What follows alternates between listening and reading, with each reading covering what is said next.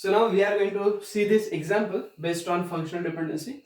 So now functional dependency always hold on schema. It is defined on schema, not on the instance. Now we have given this relation in the first example. Now second example you can find, this is asked in GATE 2000 year examination. This simple question, but this is tricky question. Now first example, for your clarification I am going to check this example. Now understand, this relation is R1 having A, B and C three attributes. Okay, so three columns attributes, and we have the three tuples T1, T2 and T3.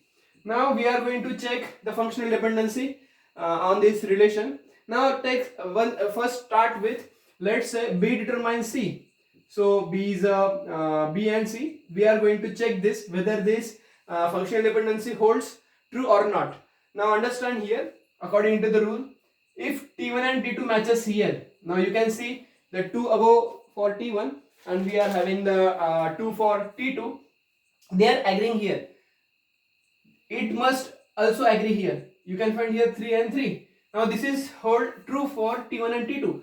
But for determining function dependency, let's say B determines C for all relation, we have to check for all the tuples. Now we have checked for T1 and T2, it is hold true. Now we will check for T2 and T3. Now you can find here 2 here and you can find here 3. So they are not agreeing here.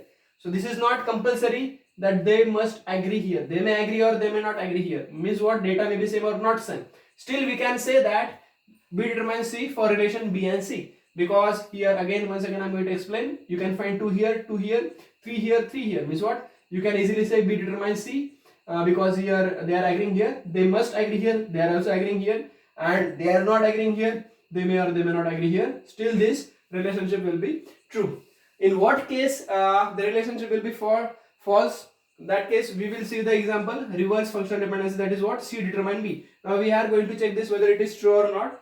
Understand, first we are to start with the C determine B. So T1 and T2 are agreeing here. Can you find? Okay, so T1 and T2 for B column, for B attribute, they must agree here.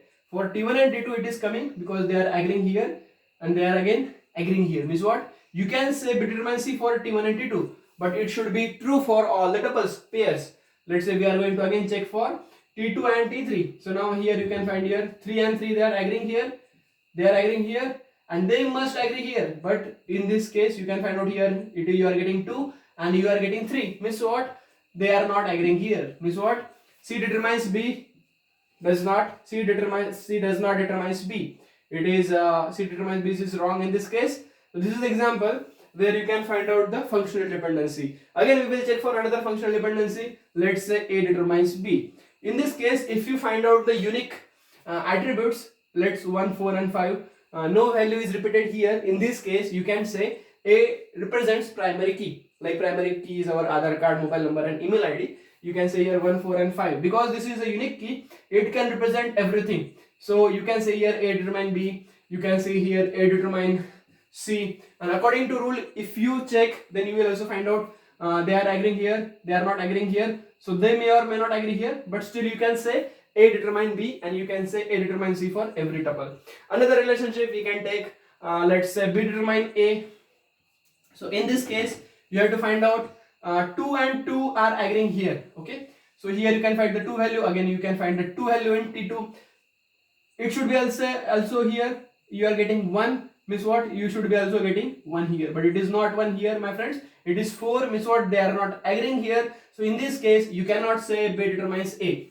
So B determines A, it gets wrong in this case. So you can say B does not determine A. Again if you check with now for this is 1 T1 and T2, for denying the B determine A, only one mismatch of 2 tuple, 1 pair is sufficient to say that. Okay, again if you check for if you want T2 and T3, so here they are not agreeing here, but you have to check for all the tuples, pairs. Let's say we have the 4 T1 T2 T3 T4, so you have to take every pair T1 T2 T1 T3 T1 T4, and then you can say whether functional dependency exists or not. Okay, now we will check the another example that is being taught in, that is been asked in the GATE 2000. So here we are having the 3 attributes X, Y, Z, and we are having the different tuples. So tuples are 4 tuples. So T1, T2, T3 and T4. Now the question asked, and there are 4 options. 4 options. First is x, y determines z. So in this case, when the options are given, we will directly start with option because we have very less time. So check with the first is, let's start from x. First start from z determines y. It will be easy. Now z determines y. We will check. Now here you are getting 2 here. First find out where you can get 2 again. You are getting 2 in again T4. So check for T1 and T4. So you are getting 2 here. You are getting 4 here. You are getting 2 here, you are getting 2 here. That is wrong. If T1 and T2 are agrees here, T1 and T4 are agrees here, they must agree here, but you can say they are not agreeing here. So you cannot say Z determines Y. So it is Z does not determine Y. Means what? First option is not correct. Okay. Another option we can see the B. Again we will start with a single. Y determines Z. So if you want to say Y determines Z, find out the we start with the T1. So you can find 4. Can you get 4? No. All are unique values, 4, 5, 6, 2. In this case, we can directly say y determines z. So now start for, check for yz determine x. So now yz determine x, we will check the values of yz. Yz value is 4, 2. Here you cannot get 4, 2 return. Check whether all values are unique or not. 4, 2, 5, 3, 6, 3 and 2, 2. You can say all values are unique. 4, 2, 5, 3 and 6, 3 and 2, 2. That's why you can say we determine you can say y determine x. Okay, because x value now in order to with rule you can check that 4, 2, 4, 2. Okay, so they are not agree here, they may or may not agree here, still you can say y determine x. Means what? This option is true, correct. Again we will check for x determines z.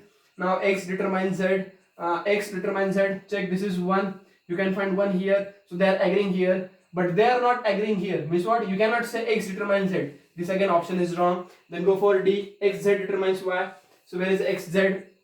Xz, okay, xz means what? 1, 2. You cannot find the repeated, every value is 1, 2, 1, 3. Okay, so 1, 3, 1, 3 are common here. So 1, 3, 1, 3, 1, 3, 1, 3 are unique values here. You have to check xz determines y. So xz determines y. So they are agreeing here. Understand? Xz 1, 3, 1, 3 are agreeing here, but they are not agreeing for y. Here is 5, it should be 5 here or 6 here, but it is not agreeing here. You can say that's why it is wrong. You can say that xz does not determine y. So in this case you can solve this question. So correct option for this question is B. So thank you. We will see the more example on this topic and we will move towards normalization.